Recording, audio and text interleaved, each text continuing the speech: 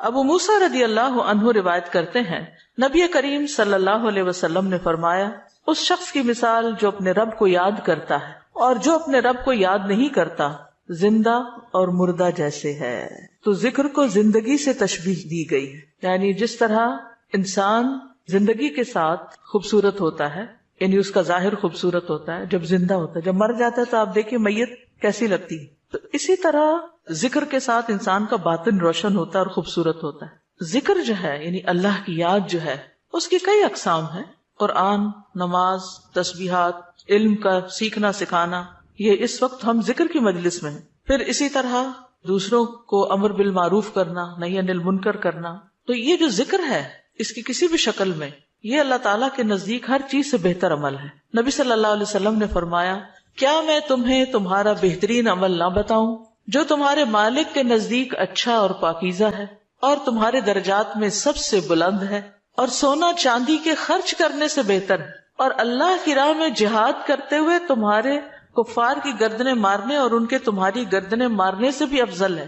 صحابہ نے عرض کیا کیوں نہیں؟ آپ نے فرمایا اللہ تعالیٰ کا ذکر، چاہے آپ نماز میں کر رہے ہیں، نوافل میں کر رہے ہیں، تلاوت قرآن کے ذریعے کر رہے ہیں، تعلیم قرآن کے ذریعے کر رہے ہیں، تسبیحات کے ذریعے کر رہے ہیں، درود شریف پڑھ رہے ہیں، کسی بھی طرح کھڑے بیٹھے لیٹے چلتے پھرتے، فارمل وے میں، انفارمل وے میں، اونچے یعنی جہرن اور سرن، جس شکل میں بھی آپ اللہ کو یاد کرتے ہیں تو اس کی اتنی زیادہ فضیلت ہے، بہت افضل عمل ہے. اور اس کے برعکس کیا ہوتا ہے؟ اللہ تعالیٰ سے غافل ہو جانا، بھول جانا، اور وہ عموماً کب ہوتا ہے؟ جب ہم دنیا میں خوب محو ہو جاتے ہیں. اسی طرح رسول اللہ صلی اللہ علیہ وسلم نے فرمایا بہترین عمل یہ ہے کہ جب تم دنیا سے رخصت ہو تو تمہاری زبان اللہ کے ذکر سے تر ہو. اور یہ اسی وقت ہو سکتا ہے جب ہمیں ہر حالت میں ذکر کرنے کی عادت ہو. یعنی ذکر جو ہی چھوٹے تو ہمیں کبھی سی محسوس ہونے لگے کہ کچھ رہ گیا ہے، کچھ چھوٹ گیا میرے ہاتھ سے، کچھ نکل گیا ہے، کچھ کمی سی ہے، وہ خلا، وہ خالی پن فوراً محسوس کر لیں. ہم ذکر کرنے والے سب سے آگے آگے ہوں گے. رسول اللہ صلی اللہ علیہ وسلم نے فرمایا مفردون سبقت لے گئے. صحابہ نے پوچھا اللہ کے رسول مفردون کون ہے؟ آپ نے فرمایا اللہ کا بہت ذکر کرنے والے مرد اور ذکر کرنے والی عورتیں. ذکر کی حالت میں مسلسل اللہ تعالیٰ کا ساتھ ملتا ہے، اللہ کا قرب نصیب ہوتا ہے. اللہ تعالیٰ فرماتے ہیں میں اپنے بندے کے ساتھ ہوں جب تک وہ مجھے یاد کرتا ہے اور میری یاد میں اپنے دونوں ہونٹ ہلاتا ہے. پھر شیطانی حملوں سے بچاؤ کا مضبوط قلعہ ہے. یحییٰ علیہ السلام نے بنی اسرائیل کو خطاب کیا اور اس میں ایک بات یہ کہی کہ بندہ جب تک اللہ کے ذکر میں مصروف رہتا ہے تو شیطان کے حملوں سے محفوظ ایک مضبوط قلعے میں ہوتا ہے، یعنی دشمن سے بچا ہوا ہوتا ہے. پھر جنت کے باغیچے ہیں ذکر کی مجلسیں، جیسے یہ مجلس ہے.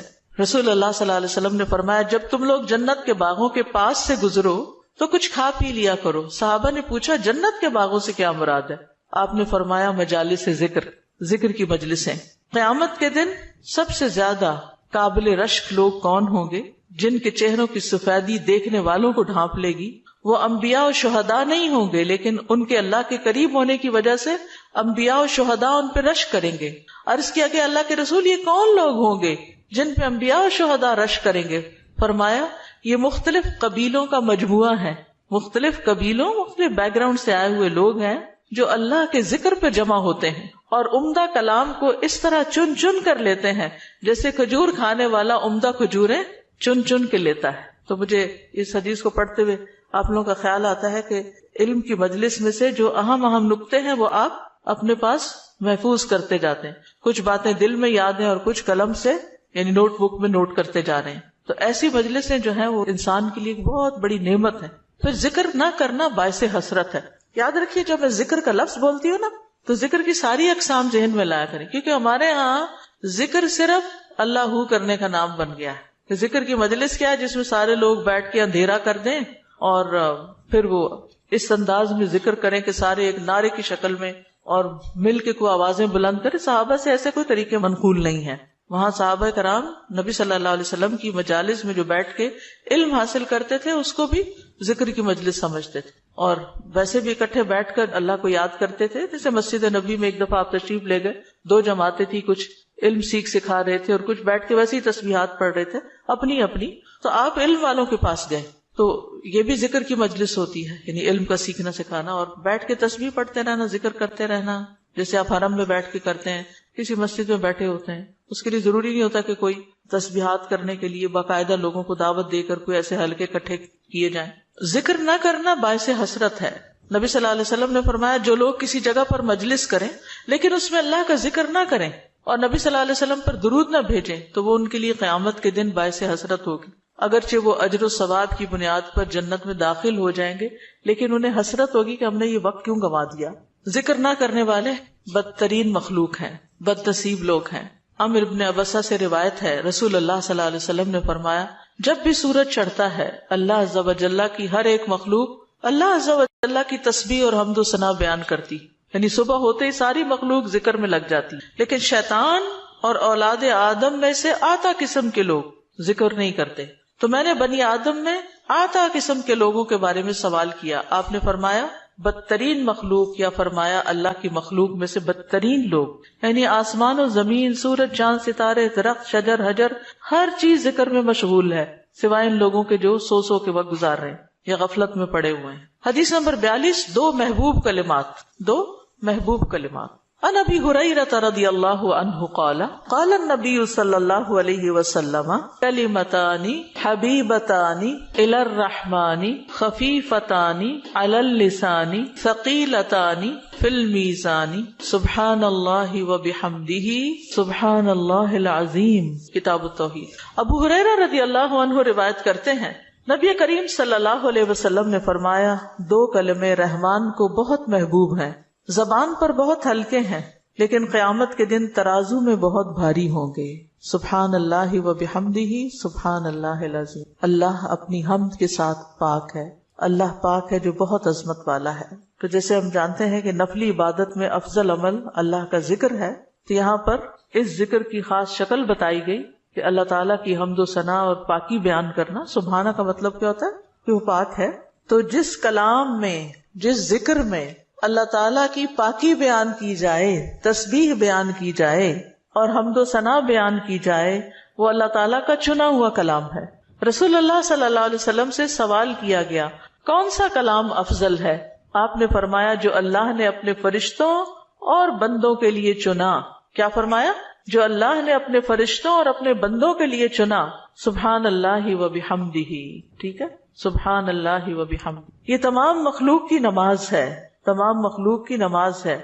نوح علیہ السلام کی وفات کا وقت جب آیا تو انہوں نے اپنے بیٹے سے فرمایا کہ میں تمہیں ایک وصیت کر رہا ہوں، دو باتوں کو کرنے کا حکم دیتا ہوں، دو باتوں سے روکتا ہوں۔ اور دو کرنے کے جو کام بتائے اس میں سے ایک لا الہ الا اللہ کا اقرار، کہ اگر ساتوں آسمان اور ساتوں زمینوں کو ترازو کے ایک پلڑے میں رکھ دیا جائے اور لا الہ الا اللہ کو دوسرے پلڑے میں، تو لا الہ الا اللہ والا پلڑا جھک جائے گا، اور اگر ساتوں آسمان اور ساتوں زمینیں ایک بند کڑے کی شکل اختیار کر لیں تو لا الہ الا اللہ اس کو بھی توڑ دے گا۔ اتنی طاقت ہے اس کلام کے اندر۔ اور دوسرا یہ کہ سبحان اللہ و بحمدہ کا ورد کرتے رہنا، کیونکہ یہ ہر چیز کی نماز ہے اور اس کے ذریعے مخلوق کو رزق ملتا ہے۔ اور میں تمہیں شرک اور تکبر سے منع کرتا ہوں، یہ دو منع کرنے والی چیز۔ اسی طرح ان کلمات کو اگر کوئی 100 دفعہ دن میں پڑھے تو اس کے گناہ مٹ جاتے ہیں، گناہ جھڑ جاتے ہیں، چاہے سمندر کی جھاگ کے برابر ہی کیوں نہ ہو۔ پھر اسی طرح ایک اور حدیث میں آتا ہے سنن ترمذی کی، جو شخص سبحان اللہ العظیم و بحمدہ کہتا ہے اس کے لیے جنت میں کھجور کا ایک درخت لگا دیا جاتا ہے، صرف ایک دفعہ کہنے سے۔ کہہ لیجئے سبحان اللہ العظیم و بحمدہ۔ اللہ کے راستے میں سونا خرچ کرنے سے بہتر ہے۔ رسول اللہ صلی اللہ علیہ وسلم نے فرمایا جو رات سے خوف کھائے، اکیلا ہونے کی وجہ سے یا ویسے اس کو اندھیرے کا فوبیا ہو، کہ جو رات سے خوف کھائے کہ وہ اس کو پریشان کرے گی، یا مال خرچ کرنے سے بخل کرے کہ دینے کو دل نہ چاہے، یا دشمن سے مقابلہ کرنے سے ڈرے، تو وہ اس قول کی کثرت کر دے سبحان اللہ و بحمدہ، سبحان اللہ و بحمدہ، کیونکہ یہ اللہ کے نزدیک سونے کا پہاڑ اللہ کے راستے میں خرچ کرنے سے زیادہ محبوب ہے۔ ہم میں سے کس کی وسعت ہے کہ سونے کا پہاڑ اللہ کے راستے میں خرچ کرے؟ نہیں کر سکتے، تو اس لیے اس کلمے کو ہی زیادہ سے زیادہ پڑھ لینا چاہیے۔ اسی طرح سبحان اللہ، لا الہ الا اللہ، الحمدللہ، یہ کلمات عرش کے ارد گرد چکر لگاتے ہیں اور ان کی بھنبھناہٹ ہوتی، شہد کی مکھیوں کی بھنبھناہٹ کی طرح، اور وہ اپنے ذکر کرنے والے کی اللہ کے ہاں یاد دلاتے ہیں۔ تو آپ نے فرمایا کیا تم میں سے کوئی یہ پسند نہیں کرتا کہ اس کے لیے کوئی ایسا ہو جو ہمیشہ اللہ کے ہاں اس کی یاد دلائی جاتے رہے، یعنی کوئی ایسا طریقہ ہو کہ ہمیشہ عرش کے ارد گرد آپ کا ذکر ہوتا رہے. قیامت کے دن بھی یہ انسان کا بچاؤ کریں گے، یعنی جہنم سے بچانے کے لیے سبحان اللہ والحمد للہ ولا الہ الا اللہ واللہ اکبر. پھر اہل جنت کا ذکر کیا ہوگا؟ ان کے سانس کے ساتھ ان کو تسبیح و تحمید سکھا دی جائے گی کہ بولنا بھی نہیں پڑے گا، سانس لیں گے اور سانس کے ساتھ اللہ کا ذکر جاری ہو جائے گا. یہ جو احادیثوں نے بیان کی، یہ آپ کے پاس کارڈ ہونا چاہیے تسبیحات کی فضیلت والا، اس میں لکھی ہوئی ہیں، دوسروں کے ساتھ بھی شیئر کریں اور خاص طور پہ بچوں کو ذکر کرنا سکھائیں. ان کے اندر بھی ایک کامنس آتی، ایک سکینت آتی ہے. ہم بعض اوقات یہ سوچتے ہیں یہ تو بچے ہی ہیں، ابتدائی عمر سے، چھوٹی عمر سے کہ چلو یہ پڑھو، انگلیوں پہ گنتے ہیں، اچھا تم نے کتنی دفعہ پڑھ لی، کتنے جنت میں درخت لگائے، تو آہستہ آہستہ ان کو عادت ہو جاتی. پھر ذکر کی ایک قسم اللہ کے نام پڑھنا، اللہ کے نام یاد کرنا. عن ابی ہریرہ ان رسول اللہ صلی اللہ علیہ وسلم قال ان للہ 99 اسما 100 الا واحدا من احصاها دخل الجنہ. کتاب التوحید. ابو ہریرہ رضی اللہ عنہ سے روایت ہے کہ رسول اللہ صلی اللہ علیہ وسلم نے فرمایا، بے شک اللہ کے 99 نام ہیں، 99، ایک کم 100. جو شخص ان سب کو محفوظ رکھے گا، یاد کر لے گا، وہ جنت میں داخل ہوگا. من احصاها، تو احصاء سے مراد ان کو گننا، ان کے معنی پہچاننا، ان کے تقاضے کے مطابق عمل کرنا. خالی لکھ کے یا جمع کر کے یاد کر لیا جائے اور مطلب ہی نہ پتا ہو اور اس کے مطابق عمل نہ ہو تو پھر یہ وعدہ نہیں پورا ہوتا. احصاء میں ہر چیز کا جمع ہو جانا ہے، یعنی اللہ تعالیٰ کے ناموں کی حدود کی حفاظت کرنا، ان کو پہچاننا، ان کا معنی جاننا، ان کی فضیلت جاننا، کہاں پڑھنا ہے. امام ابن قیم کہتے ہیں کہ اللہ کے اسماء کو گن کر محفوظ کرنے کے کچھ مراتب ہیں.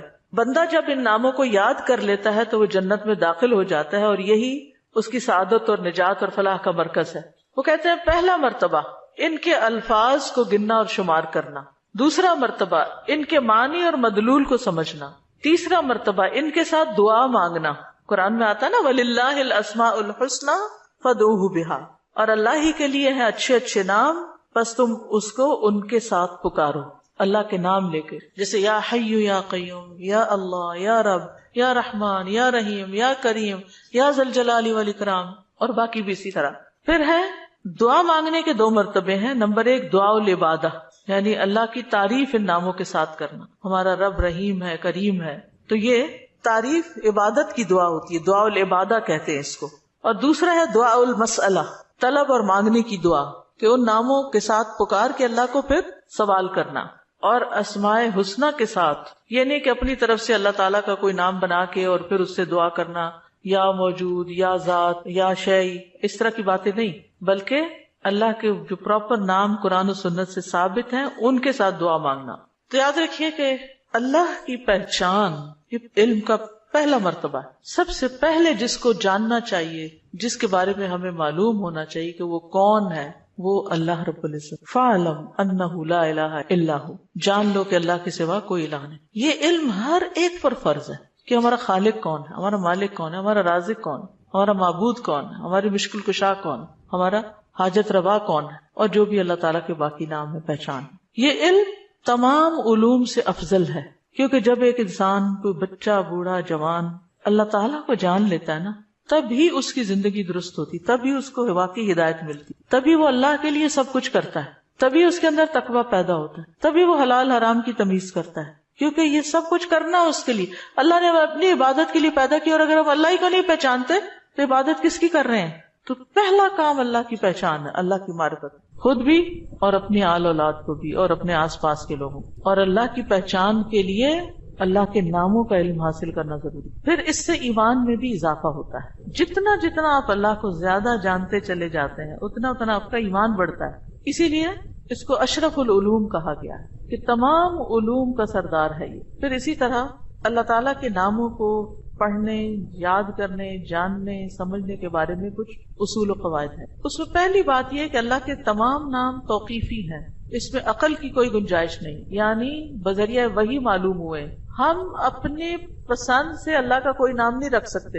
یعنی آپ یہ نہیں کہہ سکتے کہ مجھے اللہ سے بڑی محبت ہے تو میرا دل چاہتا ہے میں اللہ تعالیٰ کا یہ نام رکھ دوں, خود سے کیوں رکھ دوں, یہ نہیں کر سکتے آپ. ٹھیک ہے, کسی انسان کو, کسی بشر کو, کسی جن کو, کسی فرشتے کو یہ اختیار نہیں کہ وہ اپنی مرضی پسند سے اللہ کا کوئی نام رکھ دے اور اس سے اس کو پکارنا شروع کر دے, اور اس کی لاجک صرف یہ دے کہ یہ تو محبت کی بات ہے اور میں محبت سے یوں پکارتی ہوں اللہ کو. نہیں, اس کی اجازت نہیں, کیونکہ جتنا اللہ تعالیٰ خود اپنے آپ کو جانتا ہے ہم نہیں جانتے, اور جتنا اس نے چاہا ہمیں اپنے بارے میں علم دیا, اور وہ علم بھی نبی صلی اللہ علیہ وسلم کے ذریعے ہم تک پہنچا ہے, تو اس کو حاصل کرنے کی کوشش کریں. پھر اسی طرح دوسری بات یہ کہ اس بارے میں کتاب و سنت سے آگے نہ بڑھیں. عقل, رائے, خواہش.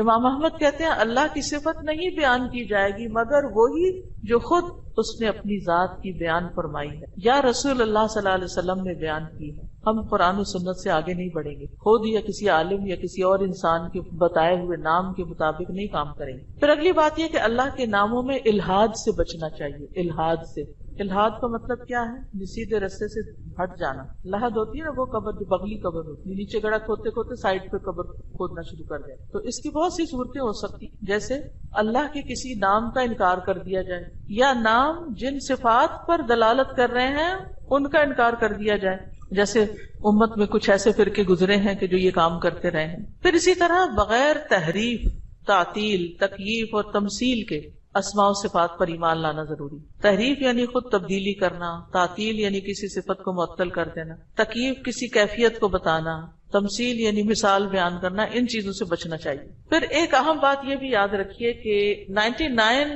تو ہمیں بتایا گیا کہ اتنے تو کم از کم یاد کر لو, لیکن یہ یاد رکھیے اللہ کے صرف 99 نیمز نہیں ہیں, وہ اس سے زیادہ ہیں.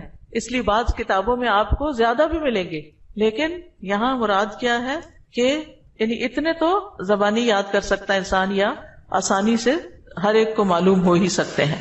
کیونکہ حدیث میں آتا ہے اسألک بکل اسم هو لک سمیت بہ نفسک وانزلتہ فی کتابک او علمتہ احدا من خلقک او استأثرت بہ فی علم الغیب عندک. اے اللہ میں تجھ سے تیرے ہر نام کے واسطے سے دعا کرتا ہوں, وہ نام جو تو نے اپنی ذات کے لیے رکھے, یا جو نام تو نے اپنی کتاب میں اتارے, یا وہ جو اپنی مخلوقات میں سے کسی کو سکھا دیے, یا وہ نام جو تو نے اب تک اپنے خزانہ غیب میں محفوظ رکھے.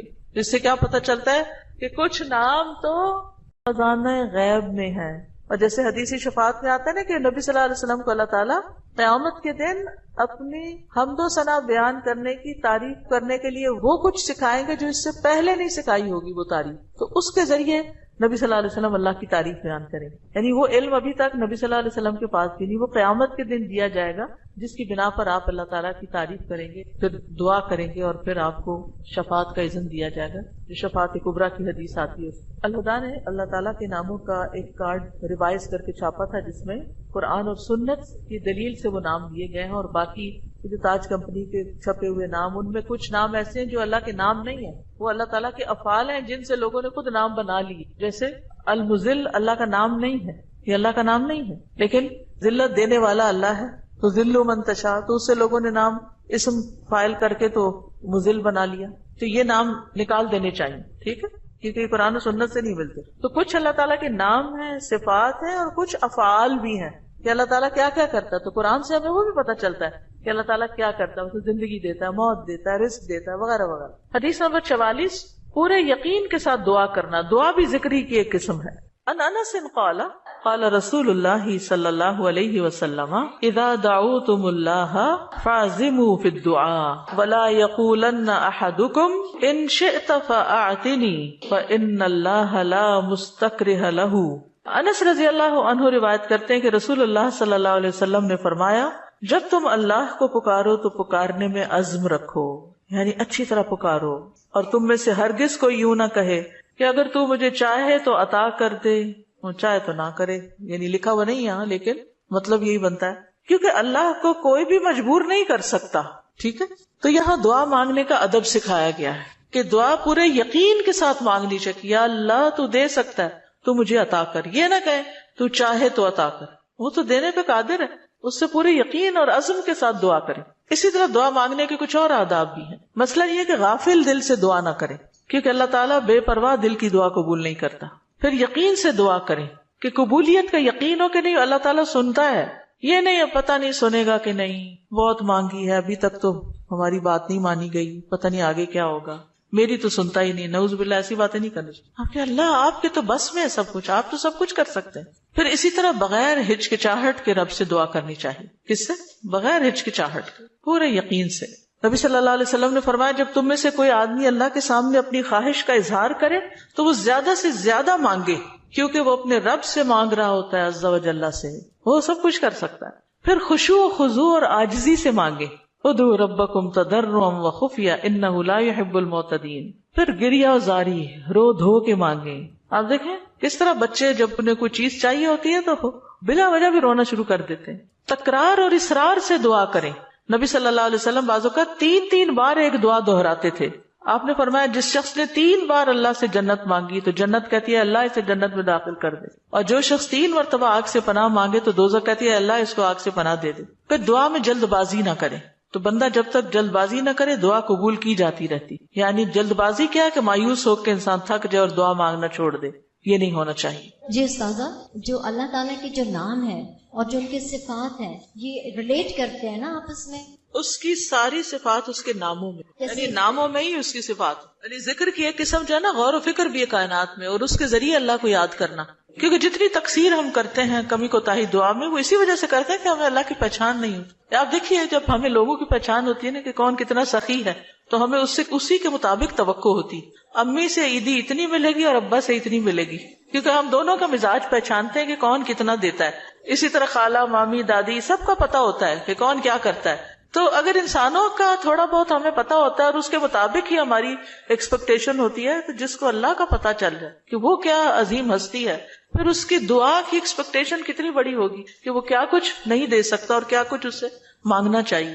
وہ تو کبھی مایوس ہی نہیں ہو سکتا انسان. اساتذہ السلام علیکم. یہ جو ہم لوگ الہدا میں بھی پڑھاتے ہیں نسلوں کا یوم، اس کے اندر بھی یوم عزو آتا ہے، تو کیا کوئی نیا ورژن ہے جس؟ بالکل نیا ورژن بھی ہے. کارڈز لے لیجئے اور نئے ورژن کی ریکارڈنگ بھی ہم نے کروا لی ہوئی ہے. استاذ محترم یہاں پہ آپ نے ابھی فرمایا نا کہ تو چاہے تو عطا کر، یہ نہیں کہنا چاہیے، تو اس کی تھوڑی سی وضاحت کر دیں کیونکہ میرے ذہن میں بھی آ رہا ہے کہ ہم جب یہ کہتے، آپ نے بھی فرمایا نا کہ تو جو چاہے وہ عطا کر دے، ہمیں یہ نہیں کہنا چاہیے تو چاہے تو عطا کر دے. ہاں اگر تو چاہے تو عطا کر دے. اس کی تھوڑی سی وضاحت کر دیں کیونکہ میرے ذہن یعنی اس کا مطلب یہ ہے کہ مثلا مجھے گھر چاہیے، اللہ اگر آپ کی مرضی ہے تو دے دیں، نہیں تو نہ سے. یہ نہیں کہنا چاہیے. بندوں کے ساتھ ہم ایسے معاملے کر رہے ہوتے ہیں نا، دینا تو دو نہیں تو نہ دو، تو اللہ کے ساتھ ایسے نہیں کرنا، یہ بے ادبی ہے.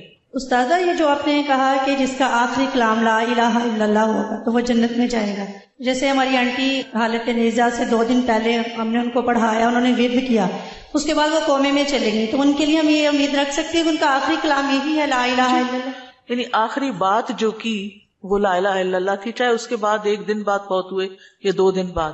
اور ایک اور بات، بعض اوقات قومے میں ہوتے ہوئے بھی سن رہے ہو، اور کئی لوگوں کا یہ پتہ چلتا ہے کہ وہ آہستہ سے زبان بھی ہلا رہے ہو، اور کئی لوگوں کا یہ بھی میں نے سنا ہے، مطلب لوگوں کے ڈیتھ کے جو حالات واقعات سنتے ہیں کہ بے ہوشی تاری رہی اور فوت ہونے سے تھوڑی دیر پہلے آنکھیں بھی کھولی اور منہ بھی ہلایا اور پھر دوبارہ چلے گئے. تو یہ اللہ کی دی ہوئی توفیق ہے، ہمیں توفیق مانگنی چاہیے کہ اللہ ہمارا آخری کلام لا الہ الا اللہ. آپ نے بھی ذکر کیا ہے، ذکر کا فضیلت بیان کیا ہے، تو مجھے یہ بات سمجھ آئی ہے کہ جب ہم لوگ دن رات میں ذکر کرتی ہیں، ہماری زبان تر رہتی ہے ذکر سے، جوارے اس چیز کی گواہی دیتے ہیں، تو وہ جو ہے آپ کا جو اندر احساس ہے وہ یہ ہوتا ہے کہ ہمارا ٹائم ویسٹ نہ ہو، ٹھیک ہے، اور ہم لوگ جو ہے نا فضولیات سے وہ اجتناب کرتے ہیں اس چیز کو کہ ہم نے ذکر کرنا ہے، اپنی نیکیوں کو اضافہ کرنا ہے، خیر و برکتیں مانگنی ہے. کیا یہ چیز جو ہے ہمارے خشوع و خضوع میں اضافہ کر سکتی ہے؟ ذکر کے تو بہت سی برکات ہیں، اور اس میں سے یہ بھی ہے 2 چیزیں جو ہے نا ذکر میں بڑا فائدہ دیتی ہے. ایک ہے کہ ٹارگٹ ڈیلی سیٹ کرے، جیسے 100 دفعہ یہ سبحان اللہ و بحمدہ کہا گیا، یہ منیمم بیئر منیمم ہے کہ آپ یہ 100 دفعہ سورج نکلنے سے پہلے اور سورج غروب ہونے سے پہلے پڑھ لیں عصر کے بعد. پھر اسی طرح یہ ہے کہ نبی صلی اللہ علیہ وسلم دن میں 70 سے 100 بار استغفار کرتے. ٹارگٹ سیٹ کر لیں کہ میں نے لازمی یہ تو کرنا ہی کرنا ہے، اتنا تو کرنا ہے، زیادہ ہو جائے تو بہت ہی اچھا، کیونکہ حدیث میں آتا ہے نا طوبی لمن وجد الاستغفار فی صحیفتہ، کہ خوشخبری ہے اس کے لیے جو اپنے اعمال نامے میں استغفار کی کثرت پائے. پھر آپ دیکھیے درود شریف ہے، اگر کوئی اپنی ساری دعا کو درود شریف ہی بنا لے تو اس کے لیے ہر چیز کافی ہو جاتی. کم از کم 1 تسبیح درود شریف کی، اور اگر وہ نہیں نصیب تو صبح 10 دفعہ، شام 10 دفعہ، دن کا آغاز اختتام تو لازمی درود شریف کے ساتھ ہو. پھر اسی طرح لا حول ولا قوت الا باللہ ہے جنت کے خزانوں میں سے. اگر ہمیں دنیا کا کوئی خزانہ بتایا جائے تو ہم لوٹنے چلے جائیں اس کو، ٹھیک ہے، جنت کا خزانہ ہے وہ اکٹھا کرنے کے لیے. اس کی تسبیح کر لیں، لا الہ الا انت سبحانک انی کنت من الظالمین، کم از کم 100 دفعہ پڑھ لیں. 100 دفعہ نہیں، 10 دفعہ ہی رکھ لیں، لیکن ڈیلی پڑھیں. پھر اسی طرح سبحان اللہ والحمد للہ ولا الہ الا اللہ واللہ اکبر. اس کی بے پناہ فضیلت اور اس کی بے شمار فضائل ہیں اگر اس کی ایک تسبیح آپ کر سکیں. اب یہ ہے کہ اتنا کچھ اوور ویلمنگ ہو جاتا ہے، یہ بھی کر لو، یہ بھی کر لو، یہ بھی کر لو. کچھ چیزیں صبح کے وقت کے لیے رکھ لیں، کوئی دوپہر کے لیے رکھ لیں، کوئی شام کے لیے رکھ لیں، کوئی کہیں اگر آپ آتے جاتے ہیں اس کے لیے رکھ لیں، کوئی کسی کام کے ساتھ باندھ لیں. اگر آپ نے ٹارگٹ سیٹ کر لیا نا کہ یہ تو کرنا ہی کرنا ہے تو انشاءاللہ کر بھی لے گی. اگر کسی وجہ سے کوئی آگے پیچھے ہو بھی گیا تو رات کو سونے سے پہلے کر لیں. اگر ایک دن کچھ کمی بیشی ہوگی اگلے دن پورا کر. اپنے اوپر پابندی آپ نے خود لگانی کہ یہ تو میں نے کرنا ہے، ٹھیک ہے. دوسری چیز یہ ہے کہ اگر نہ کریں تو پھر اس پر اپنے آپ کو پنش بھی کریں، اس کے عوض کچھ صدقہ کریں، کیونکہ اپنی عادتوں کی اصلاح خود ہی کرنی. روزہ رکھیں، یعنی کمپنسیٹ کریں اپنے آپ کو، کیونکہ انسان کے جسم کے ہر جوڑ پہ روز صدقہ واجب ہوتا ہے. تو یہ تسبیحات جو ہیں وہ جوڑوں کا صدقہ بھی ہیں، ٹھیک ہے. تو اوقات مقرر کریں، اپنے لیے خود مقرر کریں، خاص طور پر جو مسنون تعداد آئی ہے اس کی پابندی کریں. اور باقی یہ تو ویسے کی تسبیحات ہیں نا، لیکن جو صبح شام کے اذکار ہیں ان کی پابندی کریں. رات کو سوتے وقت کے اذکار کی پابندی، گھر سے نکلتے آتے جاتے اٹھتے بیٹھتے سارے دن کے جو مسنون اذکار ہیں. دعا کیجئے، کتاب کس کس کے پاس ہے؟ الحمدللہ سب کے پاس ہے. اس میں زندگی کے مختلف مواقع پر جو دعائیں کی جاتی، دعا جو وہ بذات خود ایک ذکر کی قسم، ٹھیک. فَإِذَا قَالَ سُبْحَانَكَ اللَّهُمَّ وَبِحَمْدِكَ وَأَثْنَى عَلَى اللَّهِ تَعَالَى بِمَا هُوَ أَهْلُهُ فقد خرج عن الغفلة التي هي حجاب أيضا بينه وبين الله تعالى وأتى بالتحية والثناء الذي يخاطب به الملك عند الدخول عليه تعظيما له وتمجيدا ومقدمة بين يدي حاجته فكان في هذا الثناء من أدب العبودية وتعظیم المعبود ما يستجلب به اقبالہ علیہ ورضاہ عنہ واسعافہ بحوائجہ. دعائے استفتاح. پھر جب وہ سبحانک اللہم و بحمدک یعنی پاک ہے تو اے اللہ اور سب تعریف تیرے ہی لیے ہے کہتا ہے اور اللہ تعالیٰ کی ثنا بیان کرتا ہے جو اس کی شان کے لائق ہے، تو وہ اس غفلت سے بھی باہر نکل آتا ہے جو اس کے اور اللہ تعالیٰ کے درمیان رکاوٹ تھی. وہ اس کی تعظیم اور بزرگی بیان کرنے کے لیے اپنی ضرورت سے پہلے بطور تمہید ایسا تحیہ اور تعریف بجا لائے گا جس طرح بادشاہ کے پاس داخل ہوتے وقت مخاطب کیا جاتا ہے. چنانچہ یہ تعریف بجا لانا عبودیت کے آداب میں سے ہے اور معبود کی تعظیم ہے جس کے ذریعے وہ معبود کو اپنی طرف متوجہ کر لے گا اور اس کی رضا پا لے گا اور اپنی حاجات میں اس کی مدد حاصل کر لے گا. تو یہاں یہ بتاتے ہیں کہ دعا استفتاح پڑھنے کا مقصد کیا ہے، کیوں پڑھی جاتی، اس کا کیا فائدہ ہے، اس سے کیا حاصل ہوتا ہے، اس کا کیا نتیجہ نکلتا ہے. یعنی نماز کا کوئی بھی سٹیپ جو ہے وہ بے مقصد نہیں ہے، بے معنی نہیں ہے.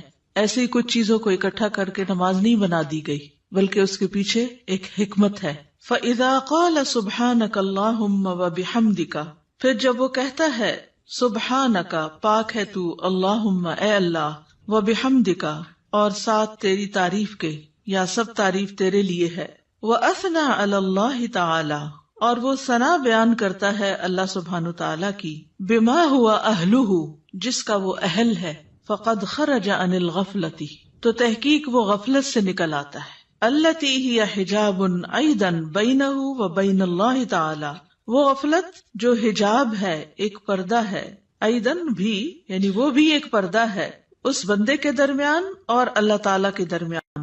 یعنی تعریف شروع کرتے ہی انسان غفلت سے باہر آ جاتا ہے. وَأَتَى بِالتَّحِيَّةِ وَالثَّنَاءِ اور وہ پیش کرتا ہے تحیہ سلام اور ثنا تعریف، الذی وہ جو یخاطب بہ الملک جس سے بادشاہ کو خطاب کیا جاتا ہے. یعنی کسی دنیاوی بادشاہ کے پاس بھی انسان جب حاضر ہوتا ہے اس کے دربار میں تو سب سے پہلے اس کی تعریف کرتا ہے.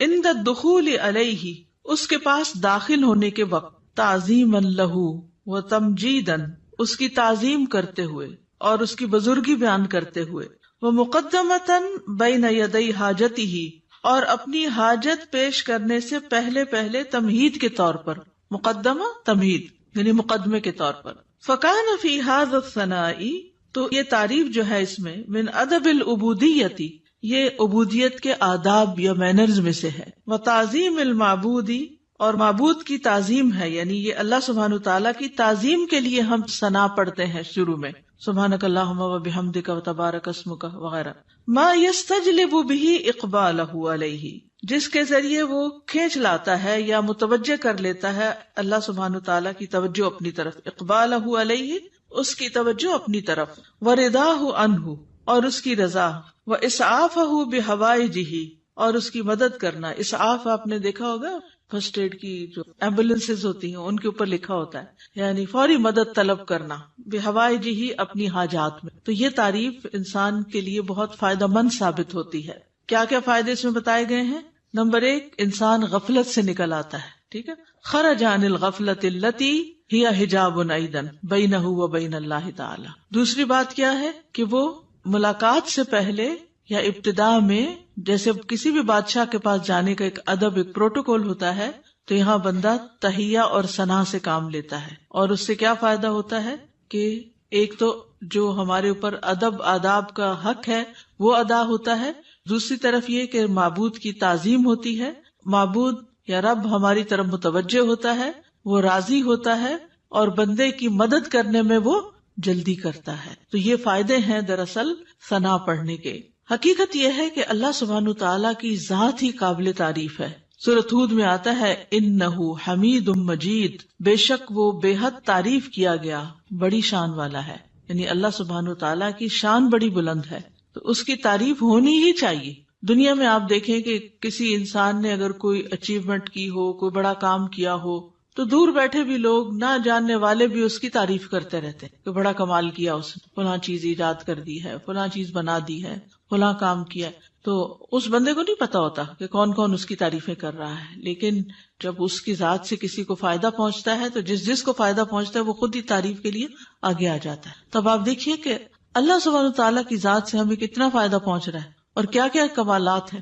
یعنی کسی کی بھی تعریف کرنے کی 2 بڑی وجوہات ہوتی، ایک اس کے کمالات اور دوسرا اس کی ذات سے فائدہ کتنا پہنچ۔ تو یہ دونوں چیزیں کامل درجے میں اللہ تعالیٰ کے اندر موجود ہیں۔ ہمارے پاس جو بھی کوئی نعمت ہے وہ اللہ ہی کی طرف سے ہے، اور ہر چیز میں اس کا کمال ہے، تخلیق میں اور رزق پہنچانے میں، اور جتنے بھی اس کے نام ہیں کامل صفات اور اسماء ہیں، تو اس لیے اس کی تعریف تو ہونی ہی چاہیے۔ تو نماز کے بالکل آغاز میں یہی سب سے مناسب جگہ ہے کہ جہاں تعریف ہو، اس کی حمد و ثنا ہو، کیونکہ وہ اس لائق ہے کہ اس کی حمد و ثنا کی جائے۔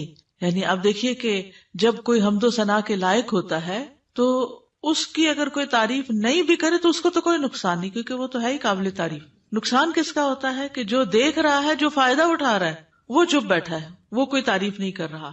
اور یہ تعریف جو ہے یہ دراصل شکر ادا کرنے کا ایک طریقہ ہوتا ہے، اور اللہ کا وعدہ ہے کہ اگر تم شکر ادا کرو گے تو میں تمہیں اور زیادہ دوں گا۔ تو اس احساس کے ساتھ جب انسان اللہ کی تعریف بیان کرتا ہے تو دراصل اللہ سبحانہ تعالیٰ کو بندہ اپنے قریب پاتا ہے، اس سے کنیکشن ہو جاتا ہے اس کا، اور یہ سراسر بندے کے اپنے ہی فائدے میں۔ ہمارا تعریف کرنا اللہ تعالیٰ کی اللہ تعالیٰ کو فائدہ نہیں دیتا، یہ دراصل خود ہم ہی کو فائدہ دے رہا ہوتا، کیونکہ تعریف کرنے کا بھی ایک مزہ ہوتا ہے، کیونکہ تعریف کرنے والا صرف اس وقت تعریف کر سکتا ہے جب وہ کسی خوبی کو دیکھنے کے قابل ہوتا ہے۔ یعنی اگر ہم تعریف کرتے ہیں تو اس کا مطلب یہ ہے کہ ہمارے اندر یہ صلاحیت ہے کہ ہم خوبیوں کو دیکھ پاتے ہیں۔ تو اس میں صرف ممدوح کی حمد نہیں ہوتی یا اللہ سبحانہ تعالیٰ ہی کی تعریف نہیں ہوتی، بلکہ ایسا بندہ بھی ایسے خالق کے ساتھ جب جڑتا ہے تو وہ بھی قابل تعریف ہو جاتا ہے۔ یعنی وہ بندہ بھی قابل تعریف ہو جاتا ہے جو اپنے خالق کی تعریف کرتا ہے،